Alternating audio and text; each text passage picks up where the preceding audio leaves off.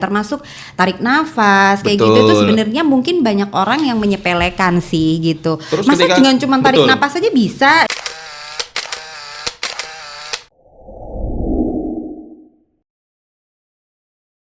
Assalamualaikum warahmatullahi wabarakatuh. Hello leaders, ketemu lagi. Akhirnya ya, finally saya bisa duduk kembali di sini karena beberapa momen terakhir sudah digantikan oleh beberapa ada Mr. Kepo itu ada juga, dan ada Miss Kepo KW juga kemarin kan gitu.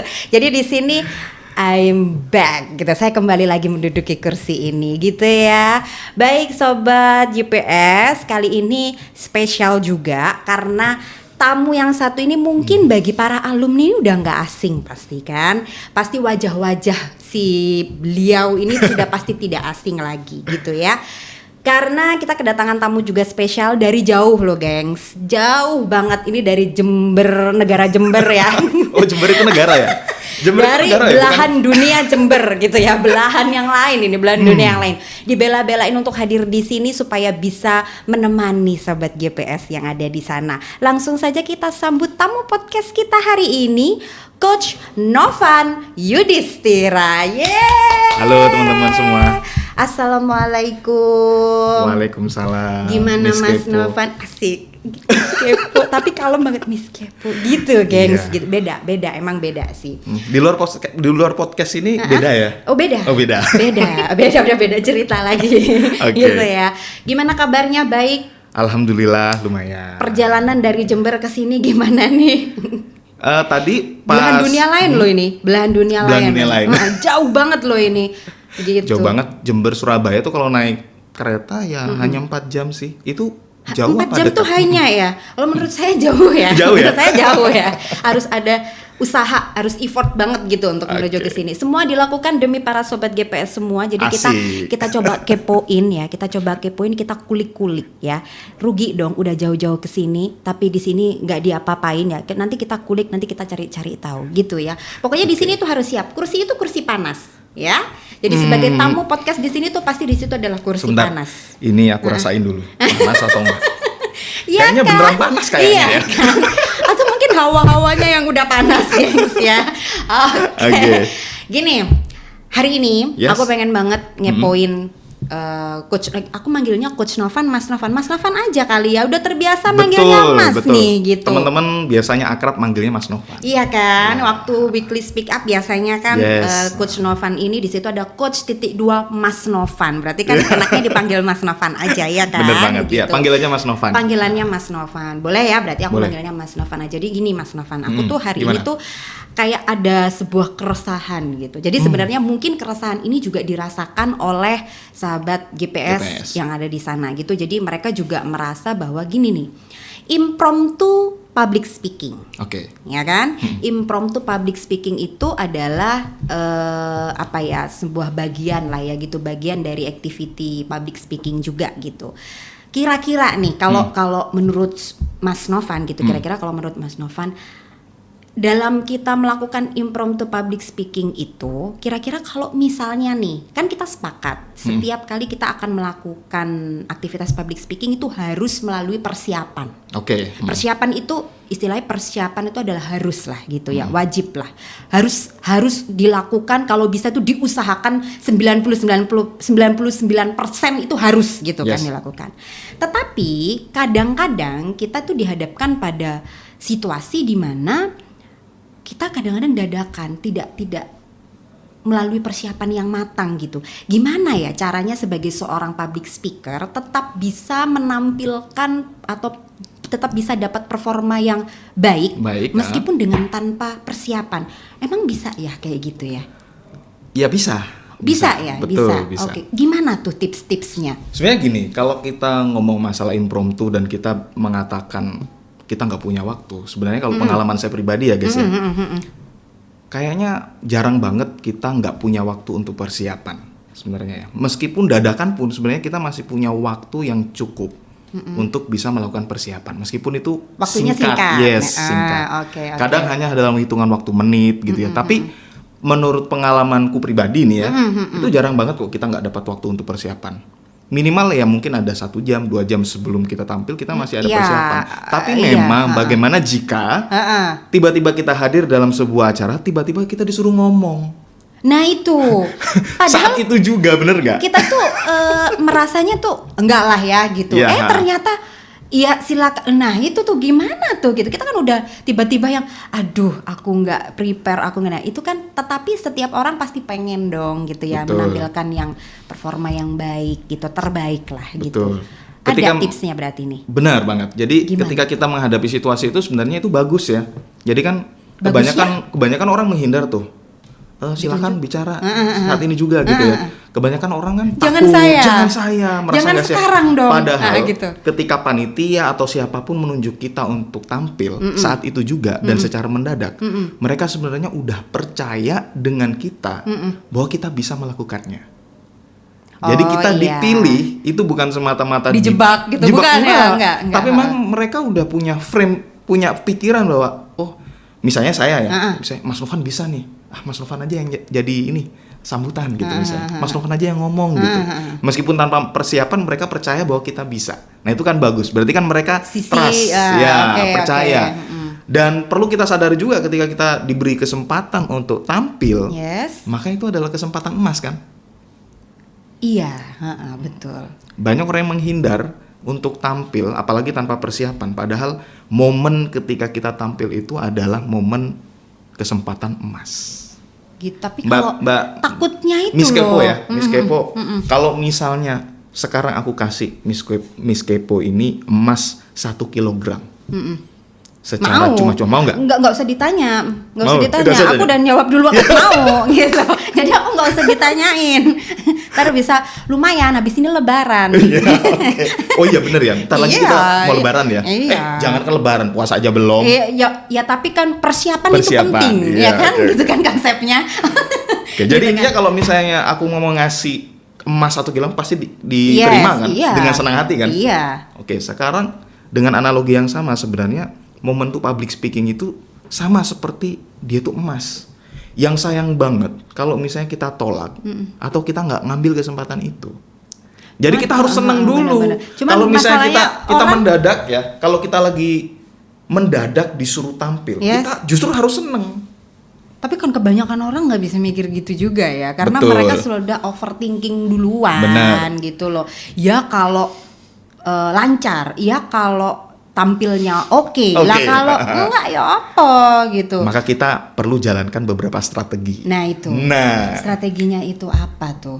Apa nih? Karena kayak ini juga penting loh. Jangan dikira loh ya. Meskipun kita sudah sering ngobrol, sudah sering untuk melakukan aktivitas public speaking, bicara depan umum, tapi bukan berarti kita itu nggak merasa overthinking juga loh. Kadang-kadang Bener. kita overthinking juga. Yes. Dan kita perlu mengendalikan. Nah ini tipsnya apa nih strateginya nih? Bener banget Miss Kepo ya. Jadi hal pertama yang perlu kita lakukan itu kita mengelola keadaan diri kita dulu.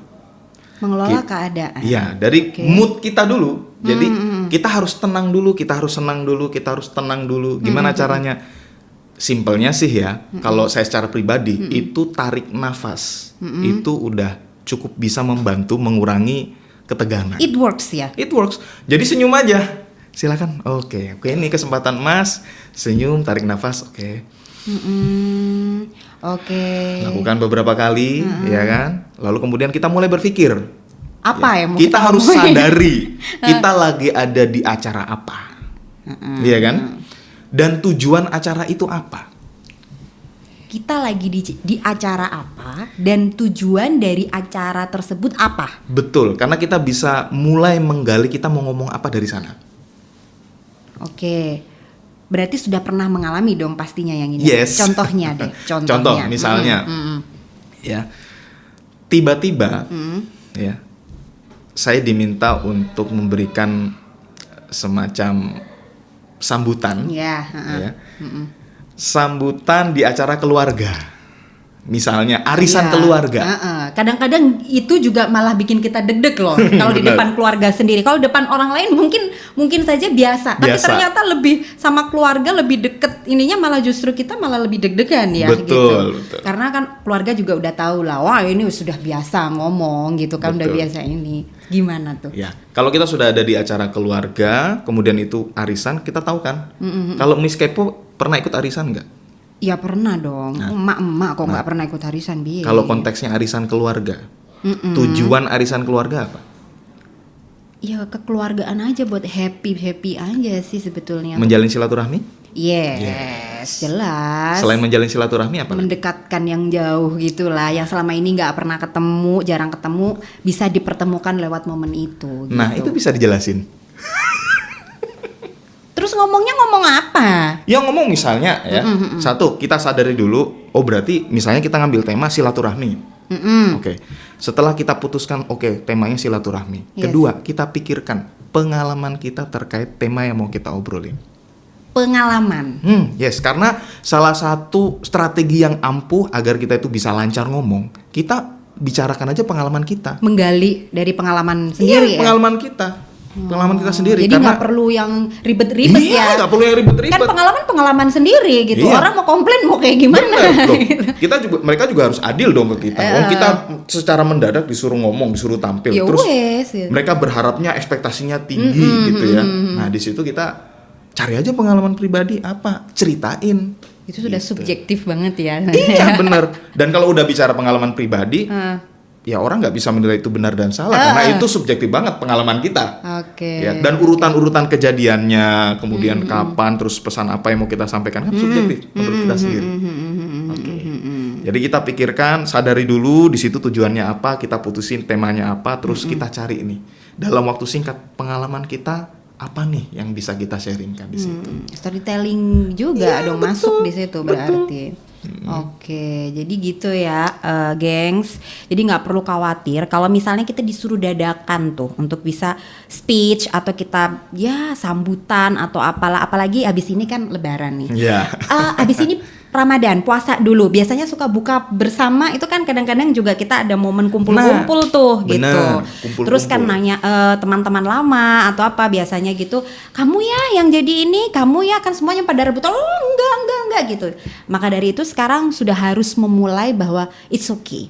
Semua akan baik-baik saja. Yeah. Selagi kita masih punya pengalaman pribadi, pasti akan banyak sekali hal yang bisa kita sharing ya. Betul, gitu ya. karena nggak mungkin kan kita nggak punya Nggak pengalaman. punya pengalaman Kalau gitu, kita nggak nggak punya mungkin. pengalaman berarti kita nggak pernah hidup dong. Iya, nggak pernah hidup, nggak ngapa-ngapain. Cuma kita soalnya gitu. seringkali merasa, ya kita seringkali merasa pengalaman kita itu nggak bernilai, itu masalahnya. Alah, mau cuman gini aja kok, gitu kan? Padahal pengalaman kita itu menurut kita ini nggak bernilai nih. Bisa jadi menurut orang lain tuh bernilai loh. Itu berarti Bermanfaat. bisa jadi sumber gitu ya, Iya. sumber untuk kita bisa mengeksplorasi Betul. lebih dalam gitu. Bener banget. Oke, Gitu. selagi kita semua masih punya cerita, selagi kita semua masih punya cerita hidup, maka tidak ada yang perlu dikhawatirkan lagi, gengs. Begitu ya.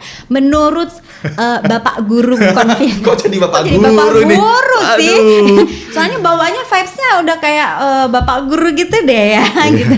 Jadi menurut saran dari Mas Novan tuh seperti itu. Selagi kita semua masih punya cerita, kita pasti akan ada banyak sekali yang bisa kita explore gitu loh. Banyak sekali yang bisa kita gali lagi untuk bisa kita bagikan kepada orang-orang, pada semua orang. Jadi masing-masing ini juga punya cara ya, termasuk tarik nafas kayak gitu. Itu Betul. sebenarnya mungkin banyak orang yang menyepelekan sih gitu. Terus Masa ketika- dengan cuma tarik betul. nafas aja bisa gitu kan? Ternyata it works ya. It Menurut works. pengalaman pribadi it works juga. Ya. Jadi Oke.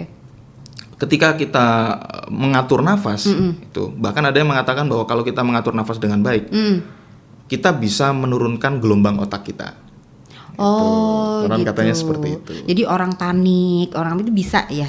Betul. Kita kan Ruwet atau sulit gimana? untuk mengintervensi apa yang ada dalam pikiran kita. Padahal sebenarnya kalau kita mau, kita bisa mengintervensinya dengan mengatur nafas. Kita sadari dulu, yang penting kita sadari dulu dan kita yakin bahwa kita punya kekuasaan, kuasa pada diri kita untuk mengatur diri kita itu dulu. Berarti bagaimana cara mengendalikan itu Betul. sebetulnya? Kita kan seringkali merasa lingkungan ini ngatur kita, betul kan? Iya kan? Padahal Sebelum lingkungan itu mengatur kita, kitalah yang terlebih dahulu mengizinkan lingkungan di luar kita untuk mengintervensi keadaan kita. Oh gitu. Jadi sebenarnya ya balik lagi ke diri kita sendiri sih. Gitu Betul. ya. Jadi kita harus sadar orang lain sebenarnya nggak bisa membuat kita bahagia. Kitalah yang memutuskan kebahagiaan itu. Iya benar. Itulah yang memutuskan kebahagiaan itu. Jadi jangan gantungkan kebahagiaanmu kepada orang lain ya, gengs ya gitu. Betul. Ini sebenarnya saya jadi berasa kayak curhat psikologi gitu ya nggak sih? Ya nggak sih gengs? Ngerasa gitu nggak? Iya kan? Memang bapak guru yang satu ini beda sih ya, beda. Memang vibes dari belahan dunia lain itu memang selalu berbeda gitu ya.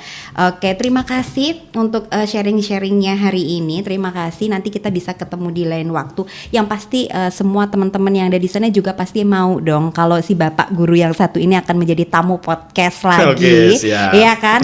Yang pasti dengan tema berbeda. Kalau misalnya teman-teman memang punya kepikiran gitu, misalnya angkat ini dong gitu, bahas ini dong, boleh loh. Nanti langsung aja komen ya di kolom komen. Kolom komen itu ada itu ya untuk kalian-kalian juga. Jadi kalian jangan ini berdiam diri. Kalau misalnya memang kepikiran, coba deh dibahas ini. Saya punya kendala nih dalam aktivitas public speaking misalnya A, B, C gitu. Langsung aja tulis di kolom komentar. Tapi jangan lupa like juga, jangan lupa share dan jangan lupa subscribe ya. Oke, kita ketemu lagi di lain kesempatan. Thank you Mas Novan atas kehadirannya. Semoga bisa kesini lagi, semoga bisa jadi Tommy Podcast lagi, dan jangan pernah kapok ya, jangan pernah kapok untuk bisa menemani sahabat GPS kapok di sana. Itu bukannya yang biasa kita buat tidur itu? Ini apa sih gengs? Ada yang tahu tah? Apa teman-teman? Apa sih? Ini bapak guru yang satu ini ngomongin apa? Kapu. Kapu itu begini. Itu tapu. Tuh kan? Ya kan? Padahal saya tadi udah pamitan ya. Oke deh kalau gitu kita bertemu lagi di lain kesempatan. Sampai jumpa, senang sekali bisa ketemu dan bisa menyapa teman-teman kembali yang ada di sana. Semoga kita bisa ketemu lagi dalam kesempatan. Terima kasih. Wassalamualaikum warahmatullahi wabarakatuh. See you guys.